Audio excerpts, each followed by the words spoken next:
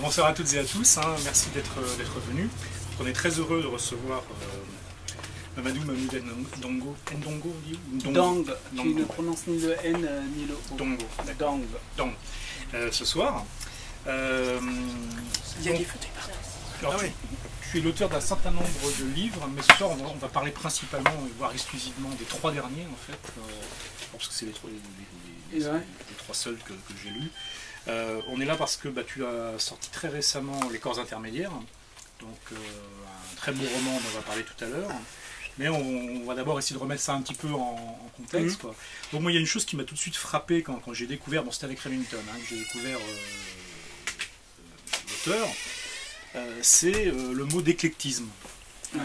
Au point que parfois quand j'ai cherché à te présenter en fait aux gens, savoir qui tu étais en dehors d'écrivain, je mélangeais en fait un peu les pinceaux entre tout ce que tu fais, donc, puisque tu fais musicologue, musicien, critique de musique, artiste, aussi bien plasticien que vidéo, et auteur, et je pense que j'en oublie. Oui, photographe, cinéaste, escrimeur, je fais un peu de natation, je triathlon aussi, saut à la perche, et je suis surtout un homme de gauche. Ça c'est bien, enfin bon bref. Donc oui, alors c'est cet éclectisme en fait, par rapport à l'écriture, comment tu gères le fait que ça fait beaucoup de choses en fait Surtout en France. Le truc, tout d'abord je tiens à vous remercier d'être venus. Ça me touche quoi, parce que d'habitude il n'y a personne. Donc voilà, comment justement, comment je suis venu à faire plein de choses à la fois, parce que comme c'est une question qu'on me pose souvent, de l'écriture, le cinéma, la photographie, et à chaque fois la réponse qui me vient spontanément pour moi c'est de l'écriture. Véritablement, à chaque fois. Quand je fais de la photographie, j'écris, mais quand je fais du cinématographe, j'écris, quand je fais de la musique, c'était pareil. Donc vraiment, surtout, je ne me frustre pas. Et j'ai une chance incroyable, c'est qu'à chaque fois que j'ai essayé un art, j'ai eu la chance de rencontrer des gens extrêmement intéressants qui m'ont accompagné et qui trouvaient que, pas que j'étais doué, mais néanmoins que j'avais un moyen d'expression qui était intéressant. Et donc qui m'ont aidé à accentuer cette singularité. Donc je ne me frustre pas et j'ai la chance de rencontrer des gens justement parce que je suis curieux. Par exemple, comment je suis venu au cinéma, c'est en allant voir des films et j'avais envie de filmer, de travailler avec des acteurs. Comment je suis venu à l'écriture, c'est parce que j'ai lu. Véritablement, c'est vraiment quand j'étais adolescent, j'ai passé mon temps en bibliothèque et à un moment donné, le seul domaine où j'étais doué à l'école, c'était en français. Pas en grammaire, orthographe, je suis une vraie brêle, c'est pour ça que les correcteurs travaillent beaucoup avec moi, mais j'ai arrivé à écrire des histoires, et mes profs de français les lisaient en classe, et ça m'a donné envie d'être auteur. Et voilà, donc je me suis mis à écrire, j'ai eu la chance, vraiment c'est une question de chance, de rencontrer des gens vraiment de qualité qui m'ont encouragé, qui m'ont soutenu, parce que c'est rare que vous ayez des gens suffisamment généreux pour pouvoir vous tendre la main et vous dire tiens, ce que tu fais c'est pas mal, mais tu devrais lire ça, ça, ça, ça, et ça m'a constitué. Donc voilà, pour te dire, c'est une liberté totale, j'ai pas d'inhibition, je me dis pas je ne peux pas le faire, j'essaye, si je me plante, je me plante, ce qui m'est jamais arrivé, je touche encore du bois, mais néanmoins quand j'ai fait mes films à Bobigny, parce que je suis aussi de la Seine-Saint-Denis, c'est une grande chance aussi, parce qu'en Seine-Saint-Denis, tu as des politiques sociales, bon je déconnais quand je disais j'étais de gauche. J'espère que non. Là on est entre nous, hein, on peut se le dire. Hein. C'est enregistré. Ouais, je suis de gauche. Et donc, ma chance, c'est qu'à Bobigny ou à Drancy, c'est qu'il y avait une politique culturelle. Il y avait des gens qui étaient très attentifs à ce qui se passait dans les cités. Donc, ils faisaient en sorte que tu puisses faire de la photo, que tu puisses faire de la vidéo, que tu avais une bibliothèque juste en bas de chez toi. Tout ça, c'est des politiques culturelles qui t'incitaient à sortir de la cité, tout en y restant dans le sens où, pour en sortir déjà, pour s'en sortir, il faut s'extraire de la cité. Comment tu t'en extrais? Via des intermédiaires, donc culturels, le cinéma, le Magic Cinéma, ou la bibliothèque en bas de ton quartier. Et à chaque fois, tu rencontrais des cinéastes, des écrivains, et tu leur posais des questions parce que tu es un petit branleur. Tu leur dis, mais comment on devient écrivain? T'écris, garçon. Alors t'écris, et voilà, quoi. Et tu fais des choses comme ça. Alors, sur ces 3 derniers livres, il y a une chose que j'ai trouvé flagrante, c'est en lisant le dernier que ça m'est apparu d'un coup, c'est tu as une manière en fait de jouer, je trouve assez approfondie avec les codes de ce que devrait être en fait ce type de livre. Mood Indigo, en fait, tu prends ce que devrait être un recueil de nouvelles et t'en fais complètement autre chose qu'un recueil de nouvelles. En tout cas, c'est l'impression que ça m'a donné, parce que je dirai un peu pourquoi, mais Remington, franchement, au départ, ça pourrait être un roman bobo Télérama sur la crise de la trentaine, comme il y en a. Mais comme il y en a. Les Saint-Roch, t'as oublié les Saint-Roch. Comme il y en a 30 par an à peu près. Ouais. Et ils sont pas tous mauvais, loin de là. C'est pas du tout ce que je dis. Ah non, mais je sais que t'as aimé. Mais tu pars de. Non, mais tu pars de cette idée-là et tu en fais complètement autre chose. Justement, c'est pas du tout un roman bobo sur la crise de la trentaine. C'est complètement autre chose. Même si ça en a l'apparence au début, on croit que ça va être ça, puis en fait pas du tout. Quoi. Bon, de toute façon, dès que la guerre d'Espagne apparaît, on sait que c'est pas ça dont on parle. Puis après, il y a une histoire de famille qui est suffisamment justement riche et complexe pour qu'on ne soit pas juste dans les états d'âme de quelques Parisiens.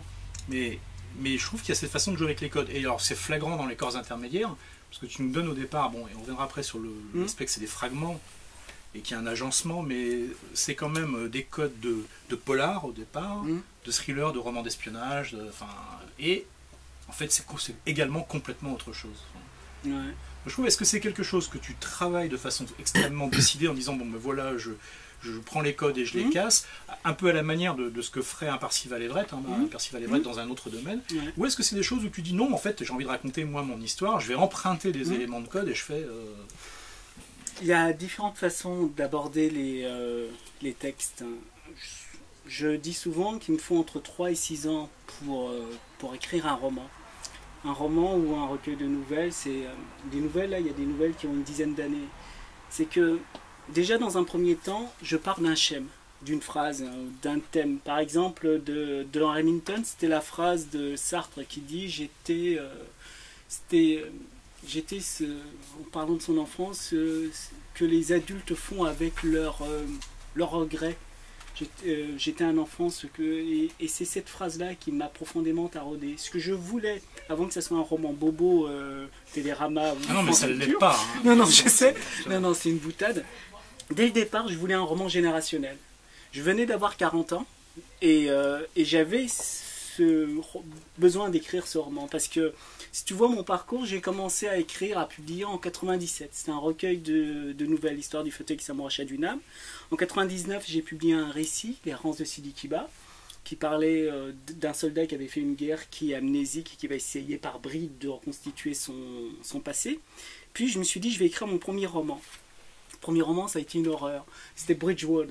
J'ai mis 7 ans à l'écrire. Je suis parti d'un documentaire de Chantal Akerman. Ça me touche parce que au Magic Cinéma, ils font un festival qui est très connu qui s'appelle du théâtre au cinéma. Et cette année, ils ont changé le nom. Ça va s'appeler Bande à part. Et c'est un festival autour des arts numériques. Et à chaque fois, ils invitent un auteur. On fait sa rétrospective. Par exemple, ils ont invité des personnalités comme Alain Tanner ou alors ils font Barbet Schreider. Et là, c'est Chantal Akerman. Et ça m'a donné l'opportunité d'écrire un article dans cette monographie, parce qu'il publie un superbe ouvrage, où je rends hommage à Chantal Akerman, parce que je suis parti de son documentaire Sud, qui est l'histoire terrible qui s'est passée en 1995 d'un Afro-Américain qui a été lynché dans une petite ville des États-Unis où il ne se passe rien. C'est une ville où il ne se passe rien, donc il y a 3 blancs désœuvrés, ils attachent un noir à l'arrière d'une camionnette. Et c'est toute la généalogie du mal. Comment 3 petits branleurs blancs viennent à lyncher un type parce qu'il est noir. Donc, je suis parti au moment où je voulais écrire ce premier roman, j'avais envie de travailler sur l'identité. Et pour moi, l'identité la plus importante, l'altérité de qui est l'autre, mon livre devait se passer aux États-Unis. Il devait traiter de la question du noir. Je suis un peu long pour t'expliquer parce que je pars toujours d'un thème central. Remington, je voulais, donc les années sont passées, donc j'ai écrit Bridgewood, puis après j'ai écrit El Hadj, où j'ai voulu parler de ma cité. Et là, après j'ai parlé de la politique avec la géométrie des variables, parce qu'à un moment donné, je m'étais intéressé aux communicants. Qu'est-ce que c'est qu'une parole? À quel moment ça devient une propagande? À quel moment ça devient une information? On est en pleine élection, au point que j'ai accompagné les élections présidentielles de 2007. Je faisais partie du staff de François Bayrou. parce que mon député maire était le porte-parole. Et j'avais un accès immédiat, première langue, avec ce que c'était qu'une campagne politique. Et j'ai écrit ce premier roman, ce roman de politique. C'était très intéressant. Et après, j'en avais un peu assez. Je m'étais dit, tiens, bon, ça serait bien que je publie mon recueil de nouvelles, Moule Indigo. Mais à chaque fois, j'ai voulu faire des ruptures. Ça aussi, c'est un choix. Au départ, on a voulu me classer comme écrivain de banlieue. Puis après, on a voulu me classer comme un écrivain de polar. Puis un écrivain rock. Puis un écrivain politique. Mais à chaque fois, ça m'amuse. Et pour en revenir à Remington, j'arrive à 40 ans. Et avant cela, ça faisait à peu près 5 ans. Je voyais mes amis autour de moi qui se mariaient, qui avaient des enfants. Et moi, je me voyais, je dis, bon, je vais avoir 40 ans. Je vais faire ma crise de la quarantaine. Je vais faire un point de fixation. Qu'est-ce que c'est que d'être de la génération X et Y? Donc le personnage de Miguel Juan Manuel devait incarner cette génération-là X. Et donc celle qui est née en 70. Oui, X c'est 70 et Y c'est les années 80. Et je mets 80-90. Et donc je m'étais dit, tiens, je vais créer ce personnage de Miguel. Mais il fallait aussi élargir le spectre. Il fallait qu'il soit parisien. Il fallait qu'il soit bobo, pour qu'il ait une classe moyenne aisée. Il fallait qu'on comprenne que c'était quelqu'un qui pouvait avoir le privilège de s'ennuyer, donc de se poser des questions. Et l'autre élément extrêmement important, pour moi, le XXe siècle commence avec la guerre d'Espagne. Tous les conflits de ce qu'on va découvrir, le communisme, le nazisme, le fascisme, tout a pour point de cristallisation la guerre d'Espagne. Tout s'est passé là. Et donc, le grand-père. On part du postulat, ce personnage. Je voulais un roman générationnel, mais pour moi, une génération ne s'arrête pas à une génération sur 25 ans. Pour parler d'un roman générationnel, il faut remonter aux aïeux, donc au grand-père, au père, à lui, et peut-être à ce qui va se passer. Donc, c'est comme ça que je travaille. Je pars d'une thématique, et à partir de cette thématique-là, je creuse, je développe, et j'avance ainsi. C'est pour ça que mes livres sont aussi denses, aussi riches. C'est ça aussi pourquoi j'écris en forme de fragments, parce qu'au bout d'un moment, pour que toutes les informations, puisque le lecteur, par exemple Remington, au début on a l'impression que c'est un personnage très superficiel, très léger, mais plus on avance, plus on s'aperçoit que c'est quelqu'un qui a des failles, des blessures, qui a une histoire familiale très compliquée. Et tout ça, je le mets par différentes petites touches, pour pas que le lecteur se dise « Tiens, il veut faire son malin ». Non. Non, clairement, tu as une façon de donner les indices du fait justement que sur cette crise de la quarantaine parisienne bobo, qui est présentée comme ça au départ dans les 7 premières pages, ensuite les indices arrivent et on voit la profondeur qui s'installe, mais elle n'arrive pas comme ça d'un coup. Enfin, non, ça pose plein de questions et le personnage prend de l'épaisseur sous nos yeux, quoi. C'est ça qui est vachement agréable enfin en lisant, parce que je trouve ça questionne, ça demande au lecteur aussi de faire un effort pour deviner, devancer, essayer de voir qu'est-ce qui est en train de se passer, ce personnage qui prend corps là, et qui est bien autre chose en effet que juste un critique de rock qui se pose des questions. Enfin... Ben, moi j'ai une chance incroyable, c'est que mes lecteurs, je commence à en avoir de plus en plus, rien que ce soir. La preuve. Ce que j'adore, c'est que j'ai la chance de rencontrer mes lecteurs. Je m'explique, c'est que mes lecteurs, ceux qui aiment ce que je fais ou même qui le trouvent intéressant, c'est pour eux que j'écris. Je m'explique.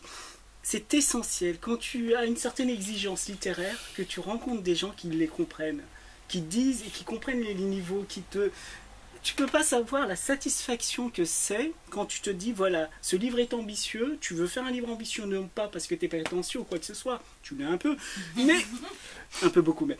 Et donc, tu te dis, voilà, je vais faire ce livre, j'y vais et clash, la forme ça va être ça, je vais rien négocier. Depuis que j'ai publié en 97 et jusqu'à maintenant, j'ai jamais rien négocié. On publie mes textes tels que je les veux. J'ai même refusé certaines maisons d'édition parce qu'ils voulaient modifier mes textes. Parce qu'ils voulaient, non pas changer le style, mais remonter les pavés et tout, parce qu'ils trouvaient que c'était trop de papier usé et tout. Ils n'ont même pas compris cette démarche littéraire. Mais tout ça pour te dire, t'as beau avoir une certaine exigence littéraire, mais si en face de toi tu n'as pas les lecteurs, moi au moins j'ai eu cette chance-là, de mon vivant, de rencontrer mon lectorat. Et c'est extrêmement satisfaisant en tant qu'auteur, et là, Manuel en parlera aussi. Non mais moi j'ai pas de lecteur, plaisir. Donc je peux pas te dire quoi aux caisses. C'est pour ça que je fais des pas. vidéos. Mais tu vas voir la personne qui va venir te voir et te dit bah, j'ai compris ça. Ah bon? Et là tu te dis waouh. Je vais lire un très bref extrait, en fait, vraiment c'est le premier, le tout début de Remington, en fait. Et puis après, je vous en lirai un autre pour voir un peu le contraste, en fait, entre ce que devient sous les yeux du lecteur ce roman. Ah, donc si ça convient, je lis juste le début. Comme Ah ça, non, mais... comme ça, en plus, je trahis rien quoi, en termes d'intrigue et tout. Mon dimanche a commencé comme le début d'un film de Jim Jarmusch, hein, par un long plan séquence où le héros, devant son verre de pur malt, est assis au comptoir. Près de lui, une Rita Hayworth éméchée mime une danse lascive devant un jukebox à la prise débranchée, tandis que le barman lit 2666 de Roberto Bolaño. Il est minuit passé de 5 minutes, rue Mira, je regarde mon reflet dans le miroir au-dessus du comptoir. Je venais d'avoir 41 ans. Hier encore, comme le chante Aznavour, hier encore, j'étais jeune et draguais une groupie des MW qui avait la moitié de mon âge. Mon passe VIP m'avait permis de la baiser dans la loge d'Anton Hopkins, son idole. Après l'amour, après l'avoir présentée au groupe, elle m'avait déposé dans ce bar juste en dessous de chez elle, préférant se défaire du superflu. J'étais triste et amer d'avoir traversé Paris et de me retrouver ainsi éconduit, mais après tout j'avais couché avec elle, c'était mon seul réconfort, je trinquais avec mon reflet, à mon année passée quand je perçus un cri rauque, tout comme le barman. Je levai la tête de mon verre. Rita Hayworth venait de se péter la cheville, elle se tordait de douleur sur le sol. Ça, c'est le début. Et si j'arrive à trouver mon deuxième extrait qui est assez contrasté en fait par rapport à celui-là. Bon, j'aurais dû mettre des codes couleurs différents pour une fois. Mais voilà. Voilà, ça c'est assez différent, mais c'est seulement 80 pages plus loin. Hein. J'étais toujours HS, je ne m'étais pas encore remis de ma rencontre avec Gordon Travis. À tel point que je n'avais pas entendu leur dispute. Je voyais mon père s'interposer entre deux colosses qui s'insultaient de stalinien, trotskiste. Mais le mot qui fit qu'ils en vinrent aux mains, c'est Ramon Seves qui le prononça. Il traita l'ogre de bourgeois. Mon grand-père dégagea mon père d'une simple pichenette et fonça sur Ramon et allait voir se foutre sur la gueule à 70 ans passés. Je comprenais mieux pourquoi Franco avait gagné la guerre. Donc voilà, c'est un peu les tonalités, enfin il y en a beaucoup d'autres, hein, mais dans Remington, on n'est pas seulement dans un film de Jim Jarmusch, loin de là. Quoi, hein. Mais en parlant de film, justement, je profite de cette occasion. Ma chance, et j'en reviens, mais véritablement, tu as posé en introduction la question, je fais de la photo, je fais du cinéma, je fais de la musique, mais tout cela est consécutif. Par exemple, ma forme vient de mes études en histoire de la musique, du chant grégorien, de la structure. Mes manuscrits, mon texte, je l'ai toujours envisagé d'un point de vue musical, en portée. Pour revenir au personnage, il y a une chose que les Français ne savent jamais faire, c'est la caractérisation des personnages.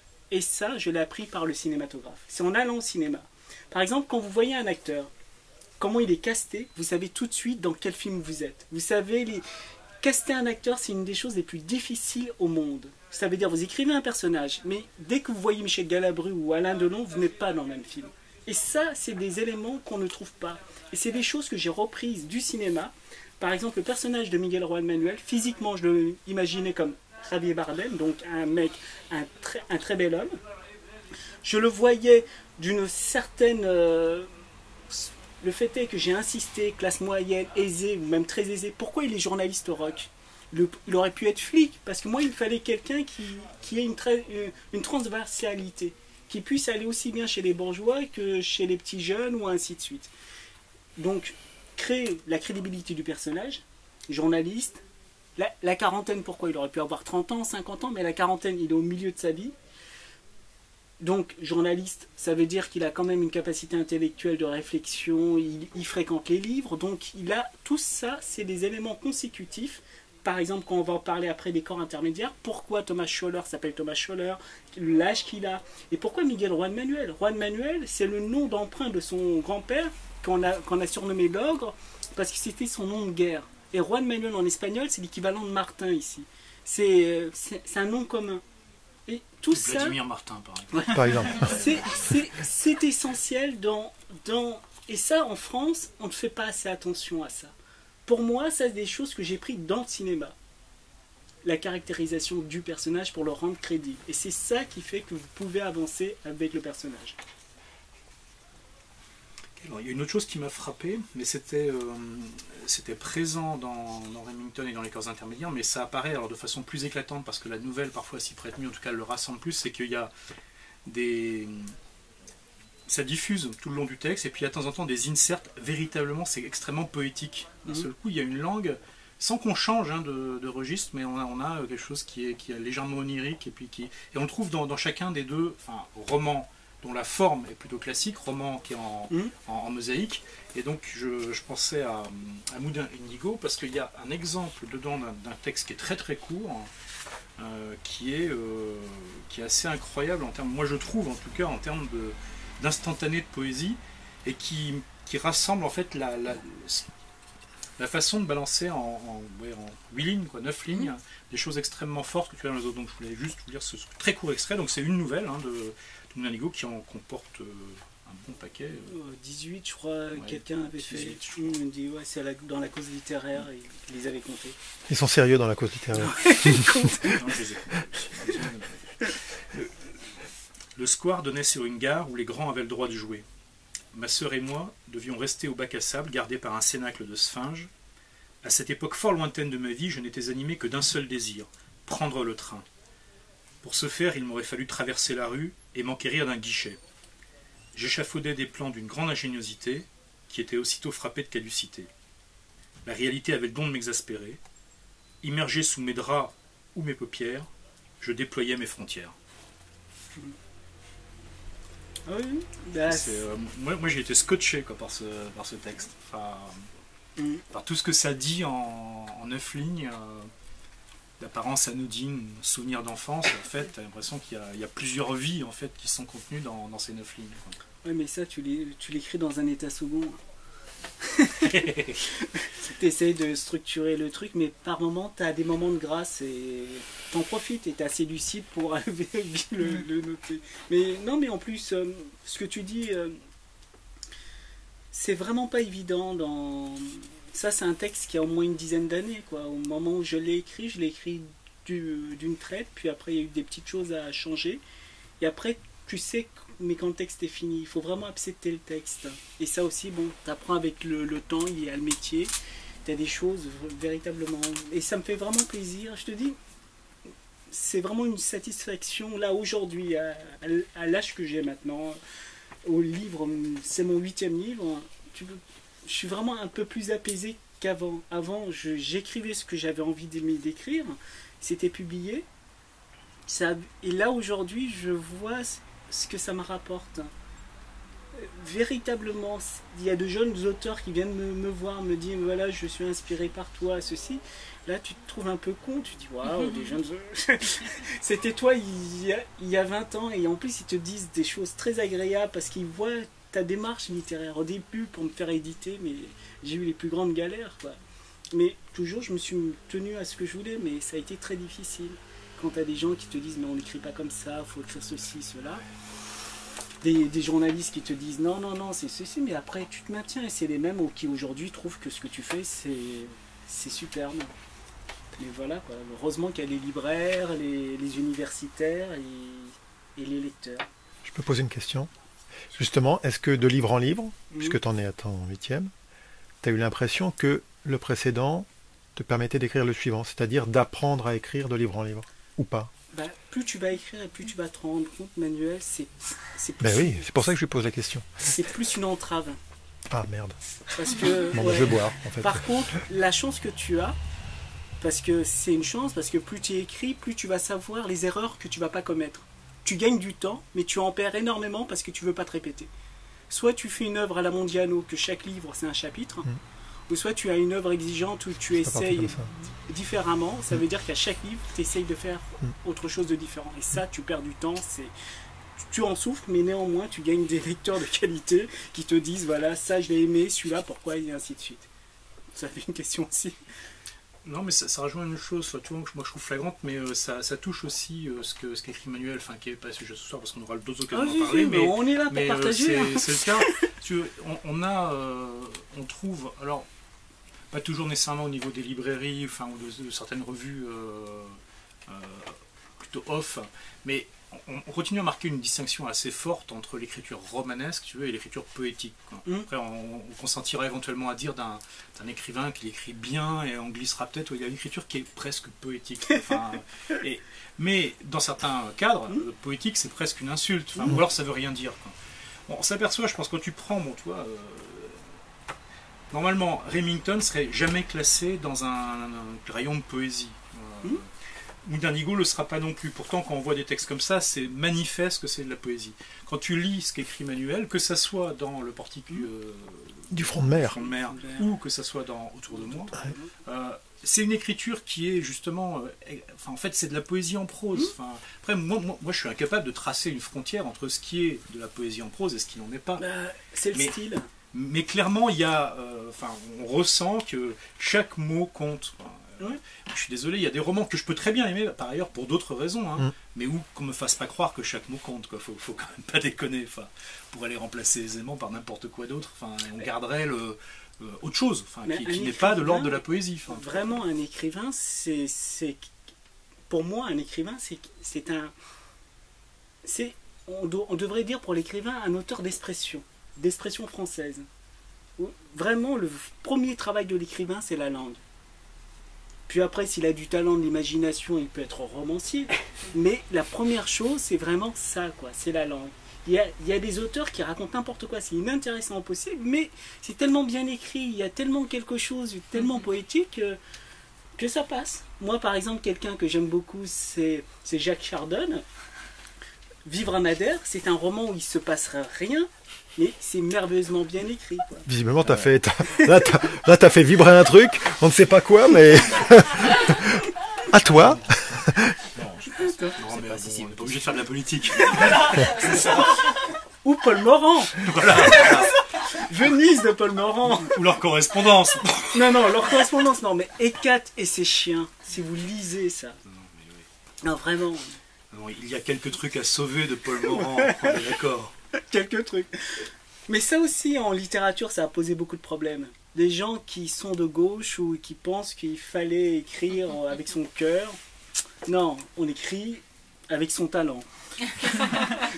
Tu as une question avant J'ai pas une question, j'ai plusieurs questions. Ah, là, on finit, je sais pas si tu gères le truc. Non, je pense que mes questions vont peut-être alimenter le débat. Du moins, c'est continuer jusqu'à minuit. Non, là... Ouais, non mais en fait, Mamadou, je te connais pas beaucoup. J'ai pas beaucoup lu tes textes.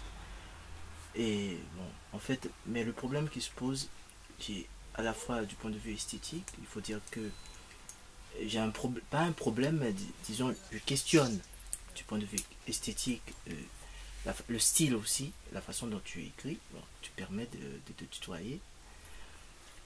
Mais aussi, et moi, le problème qui m'agace, bon, j'emploie le thème, c'est la question de l'engagement chez toi. Tu disais que tu es un homme de gauche. Peut-être j'ai des référents littéraires, ou du moins ces référents idéologiques qui remontent peut-être dans les années 50-60 avec Jean-Paul Sartre. En quoi tes textes reflètent une idéologie de gauche, ou du moins une appartenance à la gauche, tout ça. Bon, ça c'est la première question, mais du point de vue esthétique ou stylistique, et là ça pose aussi un problème. Lorsque tu dis que tu es un homme de gauche, il y a aussi un référent qui va avec. Par exemple, si prenons le cas de, je prends un exemple, peut-être tu connais Jacques-Séphane Alexis. Non, je ne les connais pas. Je peux prendre un exemple. Je prends un exemple d'un auteur de gauche, par exemple, qui essaie de traduire le réel. Je ne sais pas, en fait, j'ai beaucoup de référents de gauche dans ma tête, mais en fait, qui traduit le réel. Mais en quoi, pour moi, c'est antinomique. En quoi un texte, par exemple, qui est un homme de gauche qui écrit un texte et de gauche, qui traduit cette réalité. Par exemple, je prends Gorky, par exemple, La Mer, ou du moins Konovalov, que j'aime bien. En quoi cet homme de gauche traduit le référent, ou du moins la réalité dans laquelle la classe prolétarienne vit, peut capter un lecteur bourgeois? Bah, tu sais, pardon, Manuel. Non, mais c'est un peu confus tout ce que je dis, parce que je pose beaucoup de questions à la fois, parce que il y a une réelle boutade. Souvent, je me suis aperçu une chose, c'est que le style était souvent à droite. Oh. Attends, je vais vomir, je reviens.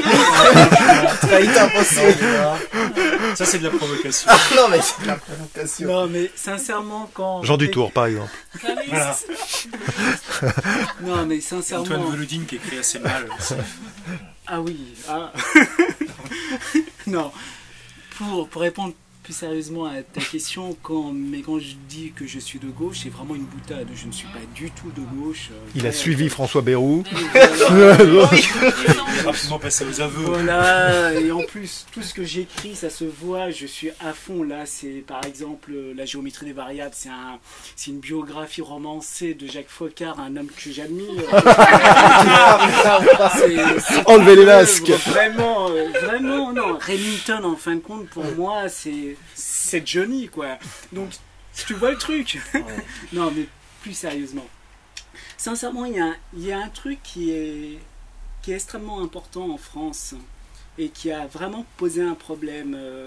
C'est les appartenances politiques, et ainsi de suite. Moi, je me considère comme un auteur engagé pour une simple et bonne raison, c'est que dans mes textes, comme tu l'as très bien noté dans Remington, je parle de la guerre d'Espagne. Dans la guerre d'Espagne, j'explique qu'il y a des choses que je soutiens. Bon, je suis antifasciste, mais je suis aussi anti-esclavagie, je suis anti-féminisme, je suis anti plein de choses. Mais c'est pas ça le problème. Le problème, c'est de donner des éléments de réflexion au lecteur. C'est que le lecteur, à un moment donné, se dise « Qu'est-ce que je suis en train de lire ? Est-ce que c'est un ouvrage littéraire ?» Rien qu'en faisant de la littérature, on est engagé aujourd'hui. Pourquoi donner quelque chose de simple à lire ? Pourquoi donner quelque chose de facile à lire ? Pourquoi aller dans le sens du public ? Ça, pour moi, c'est de droite. C'est populaire, c'est tout ce que je déteste, c'est tout ce que je vomis. Je ne fais pas une littérature élitiste parce que souvent, on m'a reproché d'écrire pour une certaine coterie, pour une certaine personnalité. Non, j'écris déjà. Pour moi, ce qui est extrêmement important, et à chacun de mes livres, par exemple dans les corps intermédiaires, je parle du printemps arabe. Pour moi, il faut être contemporain de son époque. Et pourquoi le printemps arabe ? Pourquoi les femmes dans ce printemps arabe ? C'était des éléments qui m'ont permis, comme tu l'as très bien noté, le printemps arabe est parti d'une violence qu'une femme a faite à un homme. Et ça, c'est quelque chose que peu de gens ont pris le temps de prendre de réflexion. Non, mais les femmes sont un problème. On peut le dire là, maintenant. Et ça, pour moi, que des gens aient... C'était une policière. Voilà, une policière, justement. Rends-toi compte, en Tunisie, une femme policière. Dans quel autre pays arabe on aurait pu avoir une femme policière ? C'est en cela que j'ai trouvé pertinent, intéressant. Dans les corps intermédiaires, je parle des joies, des visions. Ces femmes qui étaient à la fois aliénée en tant que juive, mais aliénée en tant que corps de femme, de surcroît.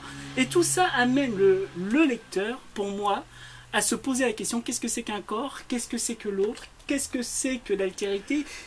Tout ça doit faire sens et ne pas oublier qu'on est écrivain. Ça veut dire ne pas faire des ouvrages à thèse. C'est pour ça que c'est un thriller, les camps intermédiaires. Pourquoi il y a ces niveaux de lecture ? Pourquoi il y a ce rythme ? Il ne faut pas oublier d'écrire aussi. Et donc voilà quoi. Si tu as d'autres questions. Non, tout à fait, mais d'ailleurs, une bonne. Parce que j'aime moins bien lire des extraits, parce qu'on parle quand même de langue, donc parfois faut. Je trouve que le tout début des corps intermédiaires, donc pour ceux qui ne l'ont pas encore lu, donne assez bien la manière dont on va jouer pendant tous les 100 fragments et même le 101e, en fait, avec les attentes du lecteur. Je trouve qu'il y a une façon de déjouer ce que le lecteur s'attend à trouver. Donc l'écrivain est très complice, c'est-à-dire qu'il y a une partie des choses qu'il dit, attention, là je vais déjouer ce que vous attendez, et puis il y a une partie qui se fait complètement à l'insu du lecteur et qui lui explose à la figure au bout de 80 pages, au bout de 100 pages et tout, et c'est très grave. Donc du coup, effectivement, ça utilise le déguisement d'un thriller, mais ça l'utilise superbement, c'est-à-dire que ça fonctionne comme un thriller. Mais il y a une chose aussi extrêmement importante, c'est qu'en France, on adore classer. Il y a la littérature, moi j'ai la chance, j'en fais partie, mais il y a des auteurs qui écrivent, on leur dira non, toi tu fais du genre, c'est littérature généraliste, ainsi de suite. Moi ce qui m'a sauvé, c'est que je lise aussi bien de la science-fiction que du fantastique, que du polar, ce qui m'a donné cette richesse de pouvoir explorer tous les genres. Et ça, c'est une qualité.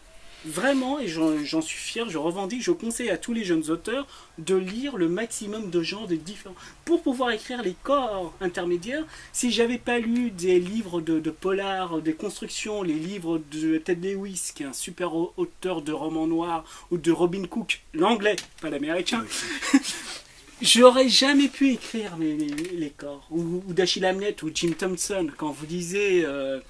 Le tueur dans ma peau de Jim Thompson, Killer Inside Me, mais ou alors Les Arnaqueurs. Il est encore mieux que le film. Je vous le conseille. Donc voilà, c'est comme ça que je peux écrire les corps intermédiaires parce que j'ai une bibliothèque de genre. Il y a une description là-bas, effectivement, qui est très genrée, je disais, qui permet de poser la première pierre. Quoi. Donc, Abbas avait mis au point un procédé pour repérer la plus belle femme dans une assemblée, une approche simple, c'est celle que toutes regardent. Rétrospectivement, je le reconnaissais bien là, il s'appuyait sur autrui pour parvenir à ses fins. Pour ma part, j'employais une technique plus rudimentaire où mon désir allait d'une fille à l'autre, mais avant cette phrase, comme toute proie, je ne sentis sa présence que lorsqu'il le décida, c'est-à-dire quand j'étais déjà mort. Il m'offrit de prime abord une coupe de champagne, je posai mon verre sur le rebord de la baie vitrée son hôtel particulier offrant une vue sur les Champs-Élysées. Il était suivi par un homme défiguré au cou de taureau, qui ne prononçait pas un mot et répondait au nom d'Ivan Vanderlest. Je n'ai appris son identité que bien plus tard, et par la police. Sur le moment, je lui avais tendu la main, il ne me l'avait pas serré, ce qui avait fait hausser les frêles épaules d'Abbas, qui avait l'air de dire « chacun sa croix ». Vanderlest m'avait tout de suite intrigué, tout comme moi, il semblait être entré par effraction. Il était tout le contraire de celui qui l'escortait. La fortune avait accordé à Abbas cette aisance qui nous faisait à tous deux défaut. Vanderlest me déconcertait, c'était sa fonction première, il servait de leurre à Abbas. Je ne le compris qu'en me remémorant les étapes de notre premier contact, la phrase susurrée à l'oreille, la coupe de champagne qui cachait son visage, et l'apparition de son garde du corps sur mon flanc. En un quart de seconde, j'étais pris en tenaille, je n'avais aucune chance d'en réchapper. Vanderlest était intimidant, on se heurtait à lui dans un premier temps, puis on le contournait, ce qui permettait à Abbas d'analyser votre comportement. Le temps que vous aviez perdu à saisir cette masse lui permettait de collecter de précieuses informations sur vous. C'est sûr, Abbas était bien plus retors que les enquêteurs venus m'interpeller. Voilà, je trouve que... Il y a un truc qui me frappe quand tu lis, et là ça fait plusieurs extraits, c'est quelle que soit leur différence, c'est toujours frappé du sceau de l'élégance. C'est-à-dire qu'il y a toujours une espèce de truc comme ça, très très délié, très fin dans la manière dans la construction de la phrase, par exemple. J'ai trouvé ça frappant là, dans ce que tu dis, dans ce que tu as lu. Et justement, est-ce que c'est une musicalité propre ou est-ce que, c'est-à-dire vraiment, on va dire, c'est ta manière d'avancer dans l'écriture qui fait que tu positionnes ton corps d'écriture comme ça, si tu vois ce que je veux dire, ou est-ce que justement tu as en tête d'atteindre une sorte de régime de fluidité ou je sais pas quoi, tu vois comment tu procèdes par exemple sur ce genre de choses. Non, ça c'est je suis un auteur du premier jet. Je suis pas quelqu'un qui peut s'acharner pendant 6 mois sur un paragraphe.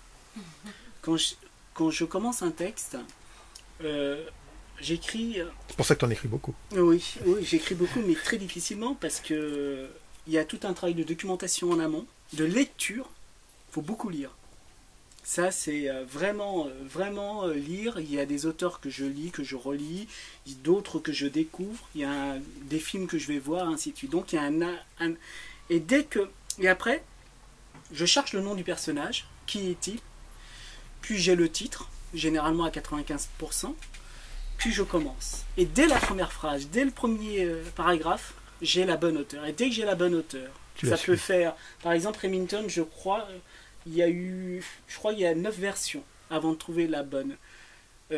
Par exemple, pour ma pièce de théâtre, MT, ça a été assez rapide, je crois. C'est 3 versions avant de trouver, comme c'est des dialogues, mais même dans les dialogues, il fallait trouver le bon truc. Quand tu dis 9 versions, tu veux dire quoi concrètement? 9 versions, ça veut dire que j'ai fait à peu près une vingtaine de pages à chaque fois. En essayant, les premières versions, il y en avait 2-3 et je sentais que ça fonctionnait pas. Et après, soudain, quand je vois que ça fonctionne et tout de suite, il y a un truc qui ne va pas, je vire.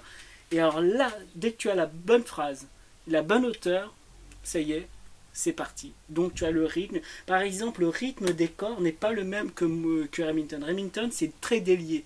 Parce que je voulais que le temps, qu'on ait l'impression de vivre le temps de Miguel, qu'on passe l'après-midi et la nuit avec lui. Et ça, c'est une notion très difficile à rendre en littérature, même en art. Le temps, c'est une des choses les plus difficiles. Ceci dit, dans Remington, je trouvais que tu avais utilisé justement des mécaniques très théâtrales pour arriver à cette espèce d'unité de temps. C'est qu'il y avait un côté porte qui s'ouvre, porte qui se ferme, entrée de protagoniste, notamment dans la préparation de l'anniversaire et pendant l'anniversaire lui-même, quand il est dans la chambre notamment, on a vraiment un moment l'impression, on peut l'imaginer sur une scène de théâtre. C'est il y a des gens qui rentrent, qui viennent, et puis il est là, lui, il est le seul personnage qui fait la liaison, et il y a une succession de scènes vraiment qui sont en plus très théâtrales dans leur dans le personnage, parce qu'elles véhiculent.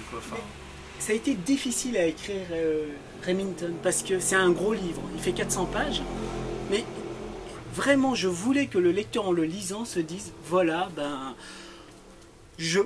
j'ai passé la nuit avec lui, quoi. Et c'était véritablement ça. Par contre, les corps intermédiaires, qui se passent sur presque une période d'1 an, et hier, j'ai déjeuné avec une amie, elle m'a dit, écoute, ton livre, c'est simple, je l'ai acheté en librairie, j'ai marché avec, je suis monté, je me suis posé, je me suis allongé, j'ai lu, je me suis aperçu que je venais de passer 3 heures avec. Et après, soudain, je me suis aperçu que j'avais des choses. Ça veut dire que tellement je voulais que, dès la première phrase, dès le truc, dès l'instant que tu es pris, le rythme et tout ça, mais ça, j'aurais pas pu écrire le même rythme avec Remington et ainsi de suite. Ça veut dire que chaque livre est unique mais dans la hauteur. Comment tu te procèdes, toi? Ben, j'en ai pas 8, hein, donc... Non, mais déjà 2, c'est beaucoup. Hein. Moi, j'ai l'impression que, en fait, ce que j'essaie de déterminer, c'est l'intention du texte, moi. C'est-à-dire ce qui précède tout, pour moi. Quand tu parlais de cinéma, en fait, c'est une notion que j'ai élaborée en regardant des films, justement. C'est quelle est l'intention? Quelle est l'intention? Ce qui fait l'intention, c'est ce qui fait la vision fondamentale de quelque chose. C'est-à-dire que tu allumes, vous avez tous fait l'expérience de ça, vous allumez votre télé, par exemple. Moi, je regarde beaucoup la télé. Vous tombez sur un film, vous connaissez ni l'histoire, ni les acteurs, tu t'assois, tu regardes. C'est-à-dire qu'en 3 secondes, j'ai découvert Takeshi Kitano comme ça, d'un seul coup, pop, tu as 3 plans, et t'es dedans, c'est fini, c'est bon. Voilà, tu vois. Et ça, alors que tu n'as pas l'ensemble des éléments, ce qui fait que tu accroches, c'est ce que j'appelle, moi, l'intention. Et donc, dans le texte, c'est pareil. Et du coup, j'essaie simplement d'être le plus mobile à l'intérieur de cette intention. Je ne sais pas comment le dire autrement, j'essaierai de le définir un peu après. Par rapport à l'intention, quand vous plongez, ou si vous avez déjà plongé dans les corps intermédiaires, je trouve que c'est exactement ça. Il y a la lecture qui t'accroche, il y a le côté qu'on joue avec un thriller et avec une intrigue et on a envie de savoir ce qui se passe, etc. Et ensuite, c'est vraiment... Je trouve que c'est presque autant une ode à l'art du montage cinématographique, en réalité. C'est comment vous prenez 100 pièces, et là on ne parle pas d'un travail du type Marel, ou les Malchanceux, non, c'est vraiment du montage cinématographique, c'est des cuts, et en les lisant, presque automatiquement, tout en étant pris, on se dit, mais pourquoi ce fragment il est avant celui-ci? Qu'est-ce que l'intention? Donc c'est vraiment comme quand... En travail cinématographique, comme quand on décrypte un montage en disant mais qu'est-ce que l'auteur a voulu faire en me collant ce plan-là ici, quoi. C'était quoi son intention? Et là, évidemment, l'intention apparaît plus tard, mais elle questionne le lecteur en permanence. Je trouve que c'est quand même assez brillant d'arriver à tenir une intrigue tout en posant des questions tous les 10 mètres sur pourquoi je vous la présente comme ça, en fait, et pourquoi sous cette forme-là. Et là, je trouve qu'il y a vraiment un travail cinématographique. En tout cas, c'est l'impression que ça donne. Mais dans le montage, dans le processus, dans l'installation, dans le concept, c'est vrai que les corps intermédiaires, déjà le personnage est cinéaste. Thomas Scholler, c'est quelqu'un qui est dans la réflexion. C'est un artiste contemporain. Et l'artiste contemporain, il y a le concept de quoi parle mon travail. Souvent, dans l'art contemporain, le discours est plus intéressant que le résultat, paradoxalement. Non, mais c'est ce qu'on brocarde d'ailleurs souvent dans certains excès de l'art contemporain. Absolument. Parfois, la notice c'est génial. Est plus importante et plus intéressante que l'œuvre elle-même. Et là, dans les camps intermédiaires, je montre le processus créatif. Et ça, c'est un élément très important.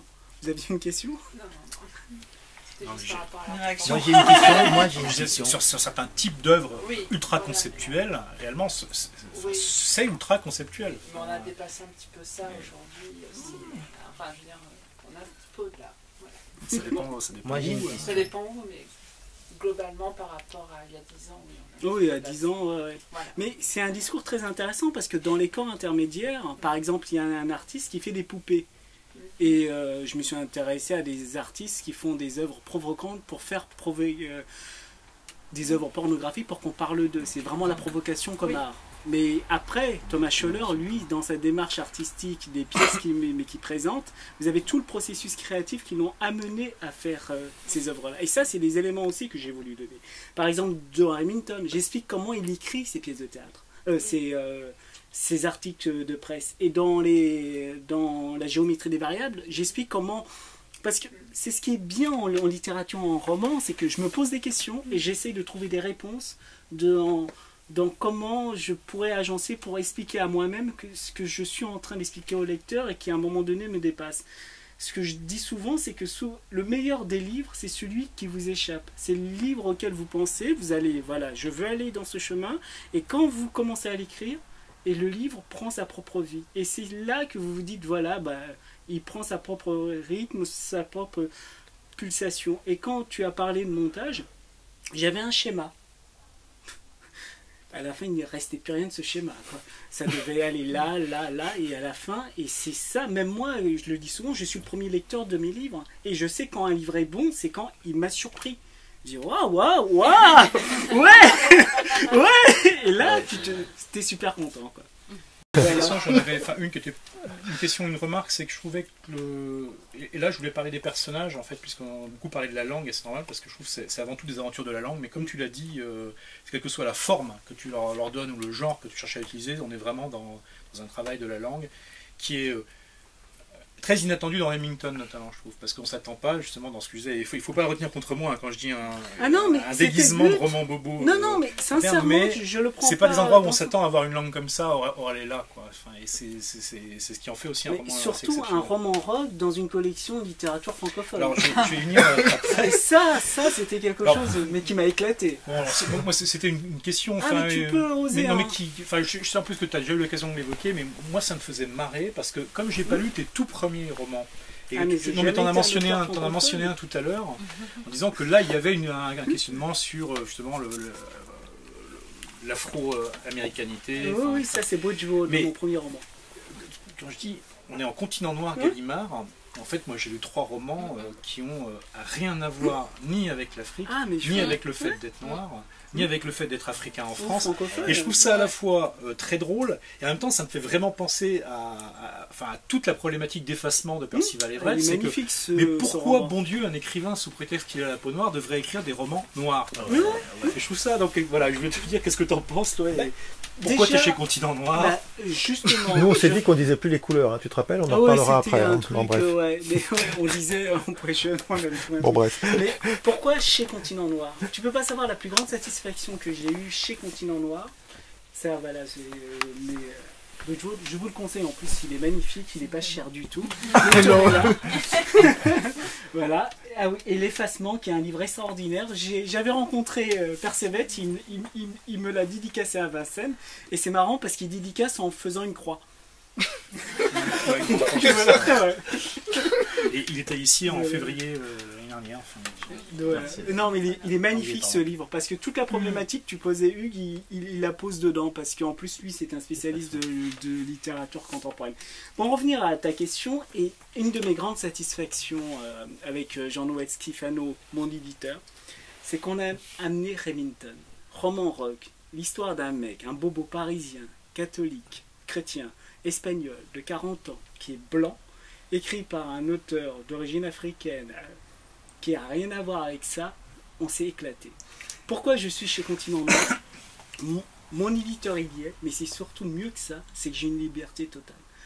Chez Gallimard, je suis certainement l'auteur qui a le plus de latitude. Je peux écrire ce que je veux, avec des fragments, avec des choses, mais tu peux pas savoir la difficulté que c'est quand tu es un auteur chez Gallimard, tu as un comité de lecture, tu as des gens qui sont derrière toi. C'est enregistré. Hein. Oh oui, non, mais ça, tu ne peux pas savoir la liberté que tu as, un éditeur intelligent, qui sait te lire. Par exemple, je t'ai dit que quand il m'avait appelé pour la géométrie des variables, parce qu'on a une amie commune qui lui a envoyé la géométrie des variables. À l'époque, j'étais chez Actes... non, Serpent à plume. Serpent à plume. Et Serpent à plume voulait éditer donc la géométrie, mais il y avait un contrat qui ne convenait pas, parce qu'il venait d'être racheté par DDB, c'était les droits numériques. Faites très attention aux droits numériques. Et c'est une copine des éditions Kalman Levy qui avait lu le contrat pour moi, parce que je suis un auteur, donc un artiste. Et elle m'a dit, Mamadou, t'es adorable, tu ne signes pas ça, il faut qu'il te le change. Et donc j'appelle mon éditrice, je lui demande de me le changer, mais entre-temps, il perd un temps fou. Une amie me dit... Est-ce que tu me permets de l'envoyer chez Gallimard? Envoie-le chez Gallimard. Jean-Noël reçoit le texte. Mon nom c'est Mamadou Mamoudou Dang. J'ai jamais mis de pseudo. Le titre s'appelle La géométrie des variables. Ils ouvrent le bouquin. Ils voient que je suis quand même édité au Serpent à plume et à l'Harmattan. Moi non, ça c'est pour Jean-Noël Schifano, c'est Continent Noir. C'est un auteur africain, ça doit parler de l'Afrique. Schifano reçoit le texte. Il ouvre le texte. Il est pas con le mec. Il voit qu'il y a une écriture, qu'il y a un univers. En plus, ça parle de communicants politiques. C'est un livre très ambitieux et tout. Ah non, oui, il est bien pour moi, il est africain. Il m'édite. De là, il me dit, Mamadou, je voudrais t'éditer. Je lui dis, non, moi, Continent Noir, ça m'intéresse pas. Je suis pas un auteur francophone. Il me dit, mais c'est Continent Noir au pluriel. Chaque auteur pour moi est un continent. Oh yes, Attends, mais le mec il m'a fait un plan drague. La seule fois je me suis interrogé sur mon hétérosexualité. Il était là, oui, mais il faut que tu viennes avec moi, t'es super et tout. Et t'as pas fait changer le nom de la collection? C'est pas ça que tu m'as raconté? Non, j'ai changé à l'intérieur avant, en 2010. Voilà. La phrase qu'il y avait, c'était Michel Léris, l'Afrique qui fit, refit et fera. Je lui dis, moi cette phrase, j'en veux pas. Il me dit, écoute, tu fais ce que tu veux, c'est ton livre. Et la nouvelle, c'est les littératures dérivent de Noir Continent. Et ça, c'est moi qui l'ai écrit. Ce qui est beaucoup mieux. Et le nom de personnage Manfred Miller, c'est moi qui l'ai écrit. Il m'a dit, tu fais ce que tu veux. Je lui dis, ok, mais je voudrais aussi changer le site internet. Il dit, oui. Donc, je vais voir Nathalie Philippe de Culture Sud. Elle me dit, Mamadou, d'accord. Elle me dit, Mamadou, t'es un chieur. Parce qu'elle avait publié quelques-uns de mes textes dans leur collection. Et c'est vrai que pour moi, c'est une œuvre. Je veux dire, moi, mon texte commence dès le titre et la quatrième. Et donc, je lui dis, d'accord, mais on change ça et on change le site. Il me dit, pas de problème, tu fais ce que tu veux. Et lui aussi, il était en demande. Tu peux pas savoir de l'histoire de Gallimard, mais c'est véridique, hein, ce qui s'est pris dans la gueule. Donc, je lui dis, ok, les corps intermédiaires, la géométrie des variables est publiée en 2010, au moment des 100 ans de la collection. Ils font un encart publicitaire avec tous les auteurs de la rentrée littéraire. Il y a tous les auteurs de La Blanche, de l'Infini et Continent Noir, donc moi. On est une dizaine. En même temps, il y a l'Expo à la BNF. Magnifique Expo, il y a mon nom. Ce livre, la géométrie des variables, j'ai France Culture, j'ai les lettres françaises, j'ai le Monde diplomatique, mais des articles dithyrambiques. C'était là, la collection existait déjà, avait de l'importance, mais pour une fois, on ne se cantonnait pas seulement à l'auteur francophone. Il y a une chose aussi très importante, excusez-moi d'être longue parce que c'est extrêmement important. Ma sœur qui est historienne, elle me dit, tu sais Mamadou, que ce soit un auteur qui est publié dans La Blanche, que ce soit chez Continent Noir, on s'en fout, nous on appelle ça des auteurs francophones. Donc, soit dans cette collection francophone en publiant le texte que tu veux éditer. Et en parallèle, au moment où j'allais signer ce contrat, j'avais d'autres maisons d'édition importantes, 5 grandes maisons d'édition, vraiment importantes. Mais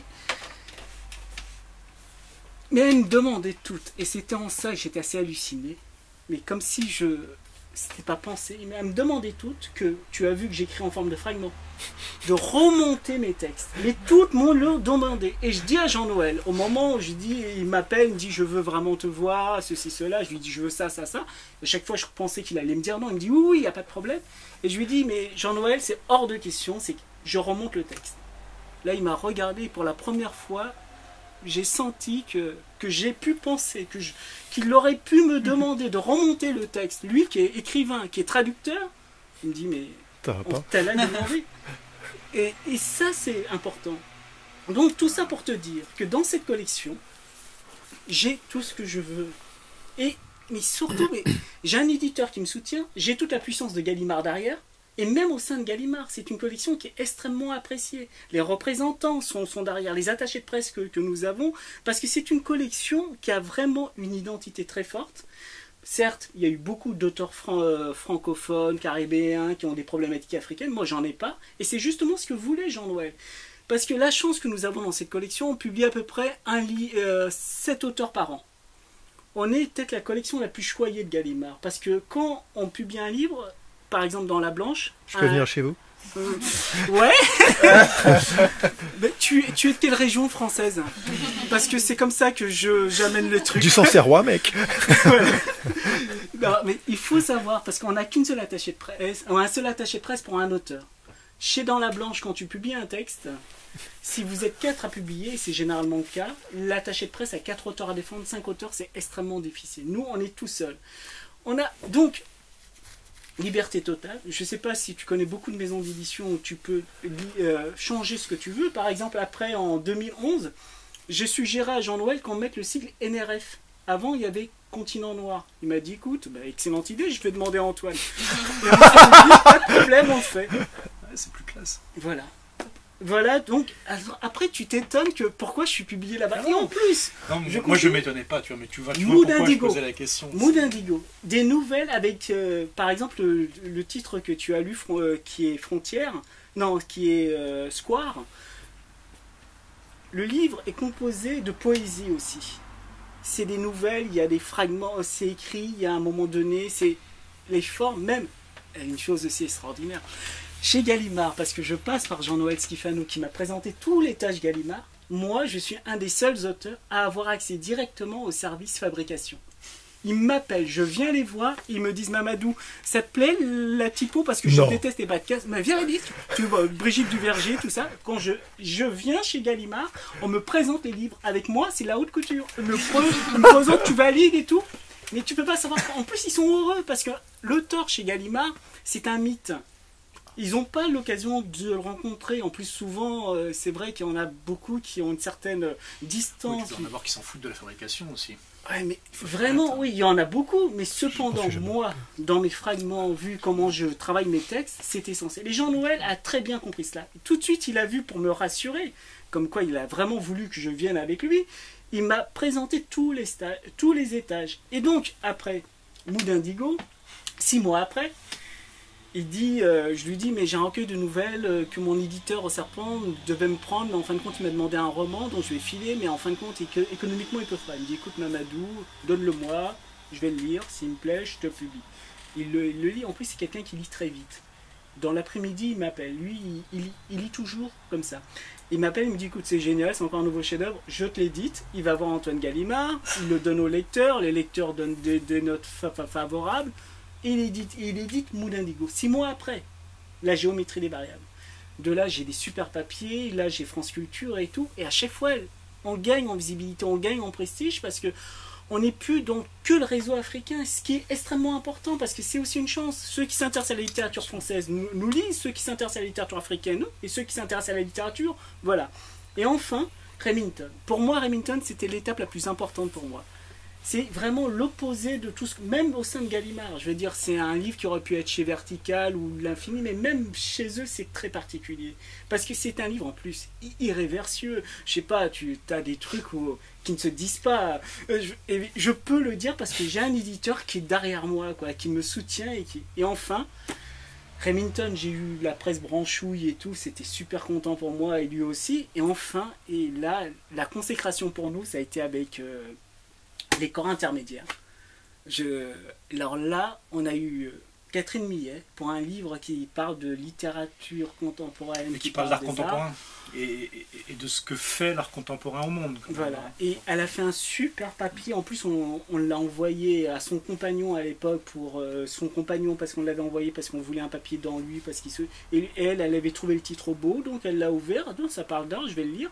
Et elle nous a fait un super papier. Et là, comme je te disais tout à l'heure, dans Beaux-Arts, on a un super papier d'Arnaud Vivian qui a fait tout un dossier sur l'art contemporain. Et tous ont... La collection a disparu. On s'en fout de Continent Noir, on voit que l'auteur. Et pourquoi? Parce que j'ai la chance d'avoir un éditeur. Donc voilà, j'étais un peu long, je suis désolé. Est-ce qu'on peut dire, même, que tu as une stratégie quand même? Ah oui, c'est indéniable.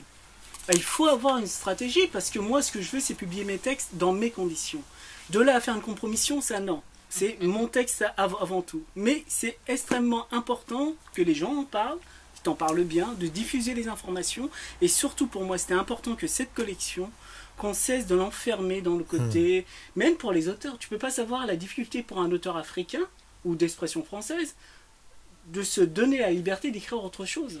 Moi, j'ai vu des auteurs qui se bridaient d'eux-mêmes, quoi. Je crois que c'est des choses qui ont été évoquées au poser une Palabre question, rebondir plusieurs là-dessus. fois, cette question de l'identité d'écrivain par rapport effectivement à la collection. Justement, ma question, c'est celle-là, parce que j'ai lu le livre avec beaucoup de plaisir et j'ai été assez surprise parce que c'est mon premier Mamadou Mamandongo. Et ce qu'il y a d'africain, justement, c'est juste Thomas Scholler qui est franco-malien. Oui. Alors, c'est juste ce côté malien-là.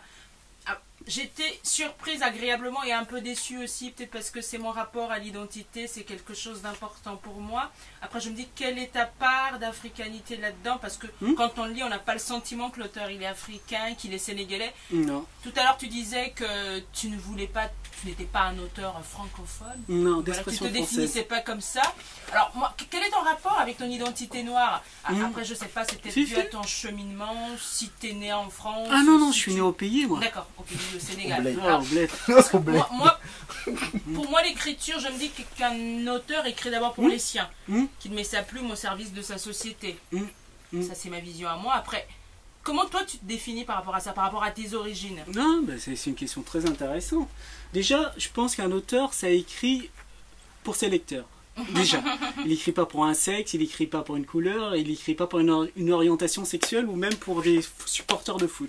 C'est extrêmement important. Pour moi, je me suis toujours positionné en tant qu'écrivain. Deuxième élément auquel je ne fais vraiment pas faux bond, qui est extrêmement important, je suis d'origine africaine. Et en plus, pas de n'importe quelle origine, je suis Peul, appartenant à une certaine noblesse et une certaine histoire. Ça, c'est quelque chose qui te structure, qui te donne une certaine assise et un certain confort. J'ai une chance incroyable aussi, c'est que mes parents m'ont appris ma langue. Je parle couramment le Peul. Donc c'est bien plus aisé pour moi de pouvoir revendiquer mon identité en ayant ce passé très prestigieux lié à l'histoire de ma famille. Donc je suis entièrement africain. En quoi dans ma littérature cette question se pose? Parce que cette question se pose plutôt parce que j'ai grandi en Seine-Saint-Denis. La première fois que je suis venu ici, j'avais 5 ans. Et j'ai grandi en Seine-Saint-Denis. En Seine-Saint-Denis, c'est un département très particulier en France. C'est le seul département où il y a autant de mixité. Mes amis étaient maghrébins, portugais, italiens, asiatiques. Il y avait toutes les races, toutes les cultures, toutes les natures, ce qui était assez extraordinaire. En quoi le fait est d'être africain a eu une incidence dans mon écriture, c'est dans ma langue. Je suis Peul. Et dans le Peul, il n'y a pas du tutoiement ni de vouvoiement. La distance se fait par le ton que tu vas mettre ou la hauteur de note que tu vas. Et je pense que dans la façon que j'ai eu d'être chez nous, on n'hurle pas. On parle avec une certaine manière. Et quand on salue quelqu'un, on lui dit pas bonjour, comment tu vas? On te dit comment va ton frère, comment va ton père? C'est les salutations les plus longues au monde. On te demande, on remonte toute l'arbre généalogique, c'est toujours comme ça chez les Peuls. Donc tout ça a fait que je le veuille ou non, il y a eu ces incidences dans mon écriture, dans ma façon d'être, dans ma culture. Cette distance toute aristocratique que j'ai, oui, c'est le mot est lâché. Ça vient de là, quoi. C'est ça, quand je parlais même d'élégance tout à l'heure. C'est ça qu'on sent chez toi, en fait. Ah, mais c'est la culture. Oui, oui. La nature. Il n'y a pas une sorte de reniement chez toi? Oh, comment je pourrais être honnête? Je suis Peul. Il n'y a pas plus prétentieux qu'un Peul. Je suis Peul. On dit d'ailleurs prétentieux comme un Peul. Quand tu dis je suis pas un auteur francophone. Ah non, ça c'est extrêmement important parce qu'il faut savoir. Et ça, je Qu'est-ce l'ai que vécu. t'appelles auteur francophone? Les auteurs francophones. D'expression française. Non, justement, ou les auteurs du tout monde. Qui ne veulent plus qu'on les appelle francophones, mais tout le monde. Il faut savoir, et ça c'est une lutte. Il n'y a pas plus arrogant que l'auteur français. Je m'explique. Surtout quand on est en France, les écrivains français ne sont pas francophones. Ils feront tout pour vous dire qu'ils ne sont pas francophones. Et moi, dès le départ, je les comprends. Ils ont raison de ne pas se sentir francophones. Moi, j'ai aussi... Et moi, à chaque débat, et ça c'est un truc, ils vous le font le coup à chaque fois. Vous pouvez tomber sur le plus ultra légeant. Quand vous lui dites « Mais monsieur, vous êtes un auteur francophone » et que vous lui répondez « Ah non, je suis d'expression française ». Elle dit « Ah non, non, non, vous êtes un auteur français, monsieur !» Mais tu vois la chose. Je leur demande pas la permission d'écrire en français. J'écris en français. Quand tu dis que tu es un auteur francophone, c'est ça que tu dis. C'est « Laissez-moi écrire en français ».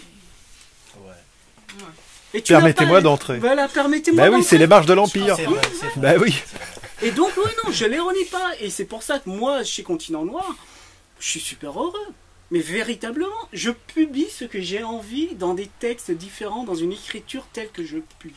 Je ne suis pas bridé.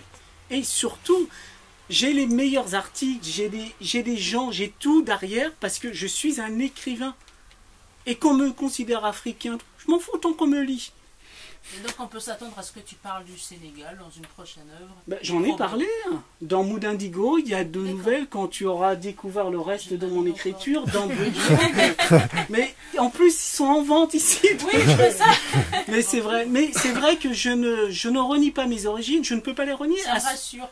Mais je te dis, tout le monde sait que je suis peu. Je veux dire, un peu me reconnaît tout de suite. Comme je te l'ai dit, je m'aime beaucoup. Je t'en ai pas rendu compte. Et donc ça c'est typique des Peuls. On reconnaît un peu le modeste, il n'est pas vraiment Peul. Il est mélangé. Donc voilà. Mais en tout cas, je trouve que c'est un très bon mot de la fin. Bravo, vraiment, merci beaucoup. Merci.